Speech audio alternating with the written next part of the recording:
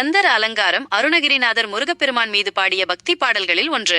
இதில் 20ஆம் பாடல் முருகனின் அழகு, அருள் மற்றும் அவர் பக்தர்களுக்கு வழங்கும் ஞானத்தை மையப்படுத்தி அமைந்துள்ளது. இப்பாடலில் அருணகிரிநாதர் முருகப்பெருமானின் திவ்ய ரூபத்தை வர்ணிக்கிறார். அழகின் சிகரம். முருகன் ஒப்பற்ற அழகுடன் திகழ்பவன். அவரது திருமேனி பக்தர்களின் மனதை கொள்ளை கொள்ளும் அழகு கொண்டது. சூரியனின் ஒளியை போன்ற பிரகாசமும் சந்திரனின் குளிர்ச்சியும் ஒருங்கே அமைய பெற்றவன். ஞானத்தின் வடிவம். முருகன் வெறும் அழகன் மட்டுமல்ல, ஞானத்தின் முழு வடிவம். அவரது திருமுகம் பக்தர்களுக்கு ஞானத்தை அருளக்கூடியது. அறியாமை இருளை நீக்கி மெய்ஞான ஒளியை பரப்புகிறான். மோட்சத்தை அருள்பவன்.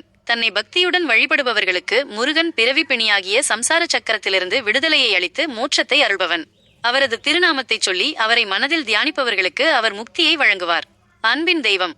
இப்பாடலில் முருகன் பக்தர்களின் மீது கொண்ட அளவற்ற அன்பையும் கருணையையும் அருணகிரிநாதர் வெளிப்படுத்துகிறார். முருகனின் திருமுகம் அன்பையும் அருளையும் பொழிகிறது.